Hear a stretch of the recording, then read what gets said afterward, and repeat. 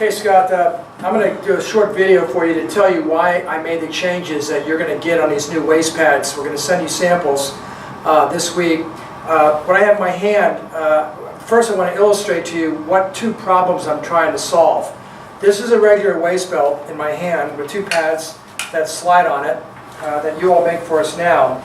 And here's the two problems that we've had with this belt over the years. I don't remember what my password is. So when you put the belt on, obviously, as you tighten it, we can slide these pads around, get them where we want, and then cinch the belt up. Of course, put it on with this safety strap if we want to use it. And then we can hook up to the jump training system to jump. Now, what you'll see all over YouTube is that right now when I begin to jump, the cords are at my side.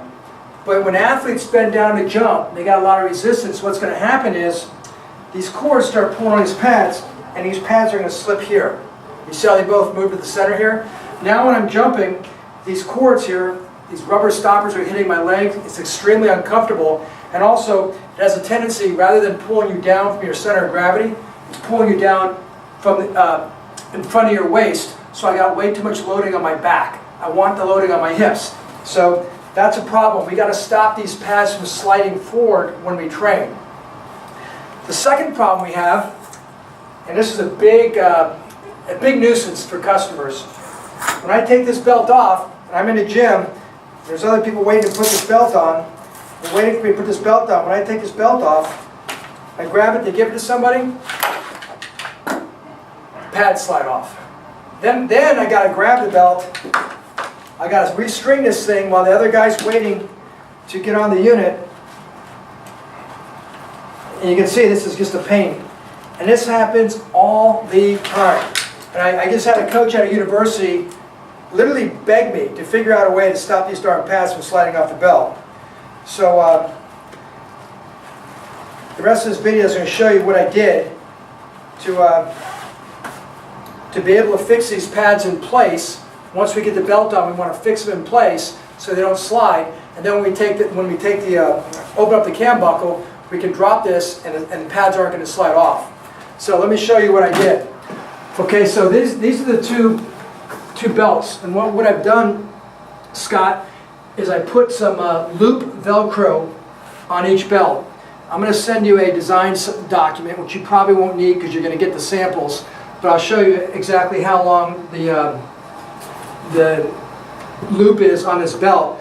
And what determines how far this loop can go on both belts is each belt has a minimum and maximum length advertised when you buy it.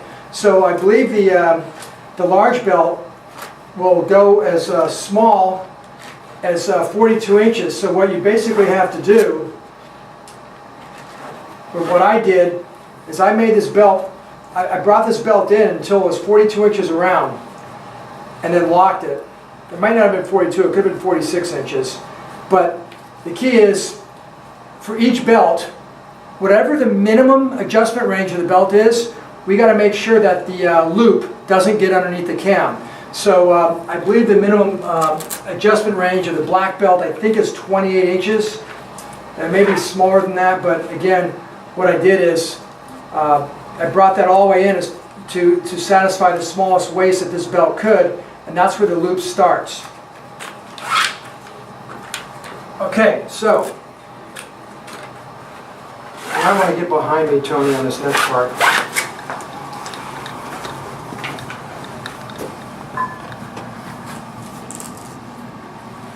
So here we have the, over my head.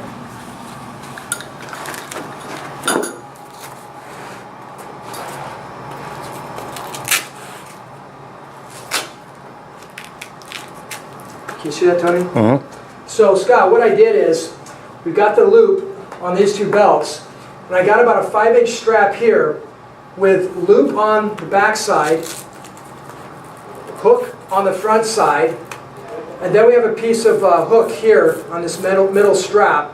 I'll tell you what that is for in a second. And on the left pad, there's going to be a right and a left. This will slide on the belt first, this will slide on the belt second. So we may need to, when you manufacture this, you may have to have an L and an R there so you put these things on in the right order. This is about a 3-inch strap with hook underneath, and on the back side we got a small piece of loop and then another piece of hook. And so basically when you put these pads on the belt, you're going to be able to push these things down and lock the pads in place. The reason we have a loop and hook on the back of these things is that when you want to slide the pads around after the belt is on, you got to get this hook away from this loop, or the pads are going to hang up when you want to adjust them. So if you push that back like this and this, the pads can slide freely now on each belt and not get hung up if you're trying to adjust where the pads are. I also, you'll note, I've got a plastic ring here. That plastic ring is so the athlete can find the end of the Velcro when the belt is on and adjust it. So I'm going to show you that now. So first what we're going to do, before we put the pads on, I'm going to push that back and push that back. And now I'm going to put the left pad on first, and you can see that this is going to slide through here real nice and not get hung up on anything. Because the hook part that would normally catch on this loop here is folded back on the pad. Same thing with this right pad. I'm going to go through. You can see it can slide over the loop just fine and not hang up. So now theoretically, both these pads can slide off now if I jerk it. But in real life, as an athlete, when I put this belt on, I'm going to adjust this belt. I'm going to cinch it up, get it semi-tight, and I'm going to move these pads. I'm going to move these pads right to where I want them, and then I'm going to cinch up the belt the rest of the way. And now what I can do, go ahead and set this here, safety strap. Now what I can do, once these pads are where I want them, I can take this clip here and I can fold it over. Now I think the way you want to do this actually is you want to fold the left pad over first and then the right pad over. I don't even have to look at it. They're just going to automatically roll right over that. And now, when I hook up to this and I start jump training, these pads aren't going anywhere. Okay, they're locked in. They're not going to move.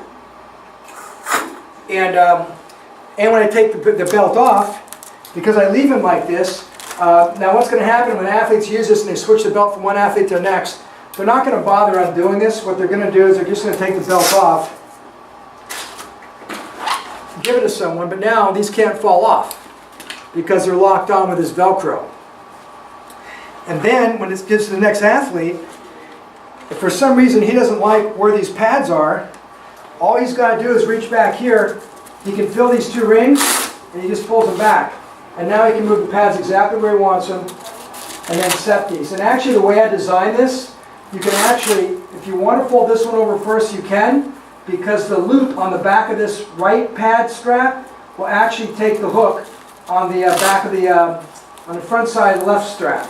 So they can fold over one another, and still grab. Whether you fold the right over first, the left will go over and grab it, or you can fold the left over first and the right will fold over that. Because as this belt gets smaller and smaller, these pads are going to get closer and closer together. And eventually, if it's really small, these two straps here on each pad are going to overlap. But again, the way they're designed is if you put the small one over first, the big one will actually hook to it, and the Velcro will connect, and it'll lock them in place. And that's it. It works the same way with the large waist belt, but I think this is going to be a great way. It's simple to use for athletes, for these things to stop coming off and not getting in front of the athlete when they're jumping, and fold in front and have the cords hit the quads.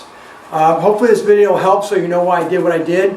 And when you take a look at this, you may find a way to simplify this. I don't know, but at least you'll know exactly what I was trying to accomplish. And if you can make it more aesthetic, great. I'm sure you guys are very good at that, so looking forward to that. And you're going to be getting these samples real quick. Thank you.